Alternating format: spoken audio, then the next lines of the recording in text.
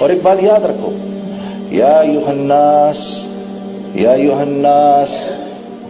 انا خلقناکم من ذکر او انثی، تم کو ایک مرد اور ایک عورت سے بنایا گیا ہے اور تم کو مختلف قبائل میں ڈسٹریبیوٹ کیا گیا ہے.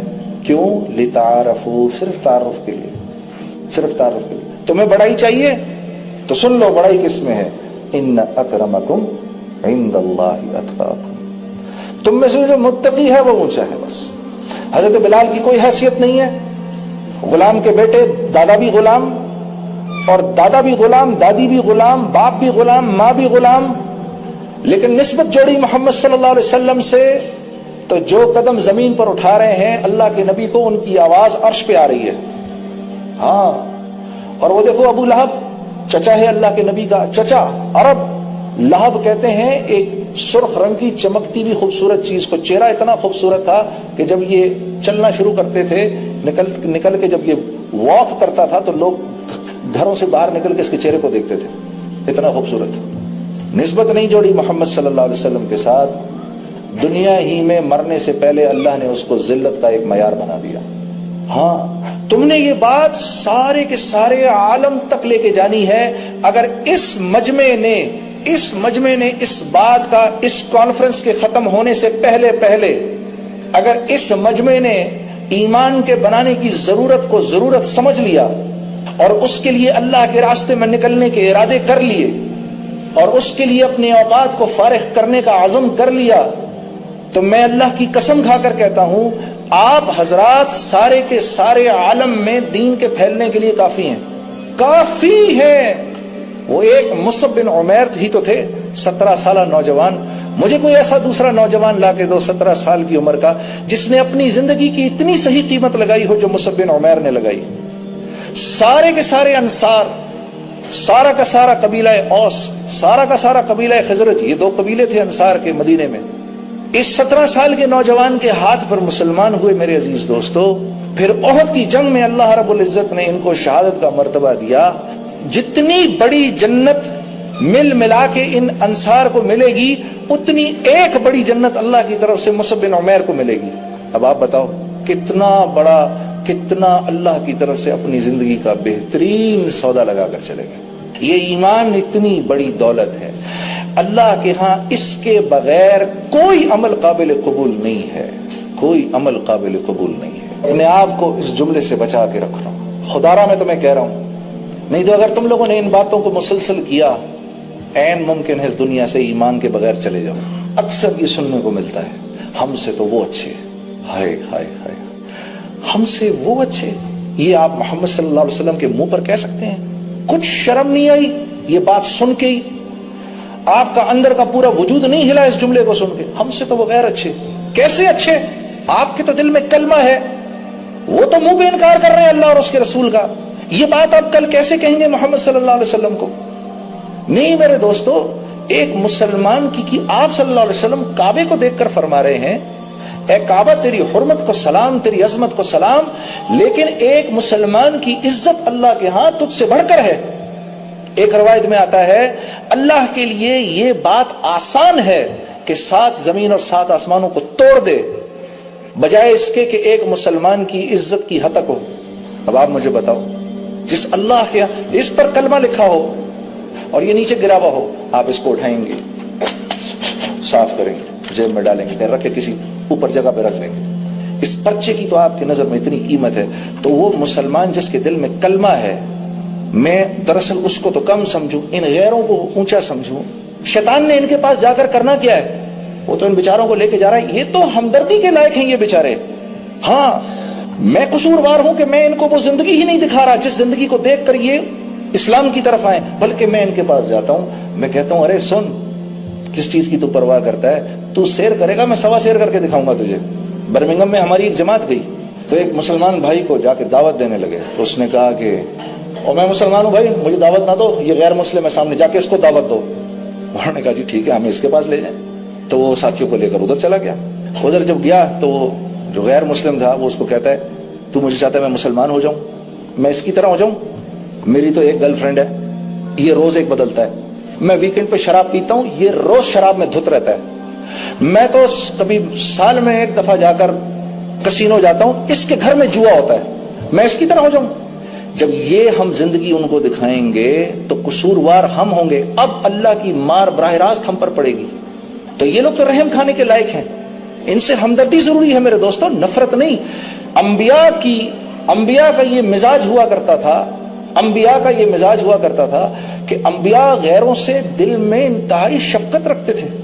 ہاں، اور جو غیروں سے دل میں شفقت نہیں رکھے گا، اللہ رب العزت اس سے اپنے دین کا کام نہیں لیں گے، کیونکہ یہ کام انبیاء کا کام ہے۔ جب تک انبیاء کے مزاج پر نہیں آئیں گے اس وقت تک یہ کام اللہ نہیں لیں گے۔ ہم اپنے آپ ہی کو بیوقوف بناتے رہیں گے، خوش فہمی میں رہیں گے، لیکن یہ ہم سے بہتر ہو گئے، یہ آپ اور میں پھر محمد صلی اللہ علیہ وسلم کو کیا شکل دکھائیں گے؟ یا رسول اللہ، آپ کے کلمے کی تو ہماری نظر میں کوئی قیمت ہی نہیں تھی۔ یہ اکثر یہ جملہ کہہ دیتے ہیں، یہ بھی خطرناک جملہ ہے۔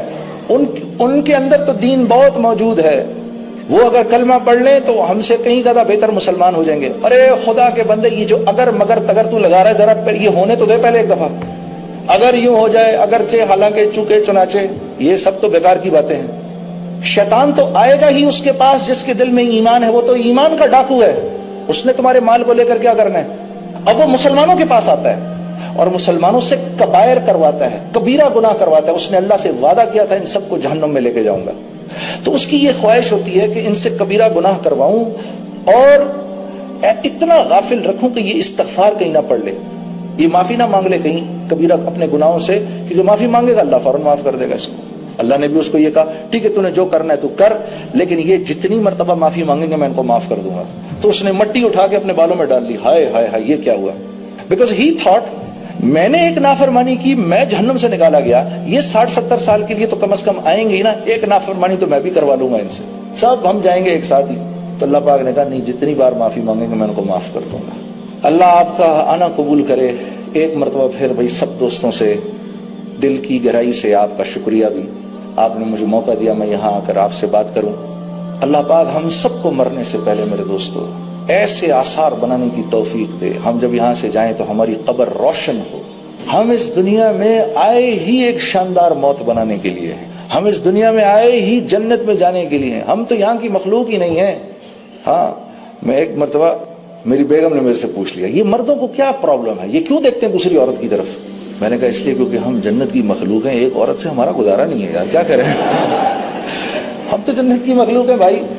دیکھو نا ہنس رہے ہیں، یہ بھی، یہ دونوں بھی ہنس رہے ہیں۔ ارے ہم جنت کی مخلوق ہیں بھائی، ہم اس دنیا کی ہیں ہی نہیں، یہاں تو وقت گزارنا ہے خاموشی سے حکم مان کے، جیسے بڑے کہہ رہے ہیں چلتے چلتے چلتے چلتے چلتے چلتے یہاں تک کہ موت آئے اور اسرائیل آئیں اور کہیں اے نیک روح چل اب اپنے اللہ کی طرف، واہ پیسے وصول ہو گئے۔ ہاں یہ ہے، یہ شوق ہوا کرتا تھا صحابہ کو، اسی لیے تو دنیا پیروں میں پڑی رہتی تھی۔ جب دنیا کے پیچھے بھاگو گے یہ ہاتھ نہیں لگے گی، یہ ہاتھ نہیں لگے گی۔ اے دنیا جو تیرے پیچھے بھاگے اس کو دوڑا دوڑا دوڑا، جو تجھے چھوڑ کے بھاگے اس کے پیر کی جوتی بن جا، یہ اللہ کا حکم ہے دنیا کو۔ ہاں میرے دوست، ایمان اس لیے ضروری ہے، ورنہ ایمان کے بغیر یہ دل کی آنکھ نہیں کھلتی۔ اور ہم نے کہاں سے دیکھنا ہے؟ یہاں سے دیکھنا ہے، یہاں سے دیکھنا ہے، کہاں سے دیکھنا ہے؟ دل سے دیکھنا ہے۔ یہ آنکھ تو جھوٹ دکھاتی ہے، یہ تو دکھا رہی ہے وہ دیکھو زمین اور آسمان مل رہے ہیں، تو مل رہے ہیں کیا؟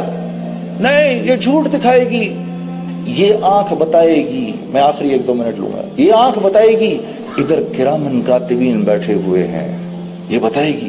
معاذ بن جبل فرماتے ہیں میں یہ بات اتنا بولتا تھا زندگی کے آخری وقتوں میں مجھے کرامن کاتبین کے لکھنے کی آواز آیا کرتی تھی۔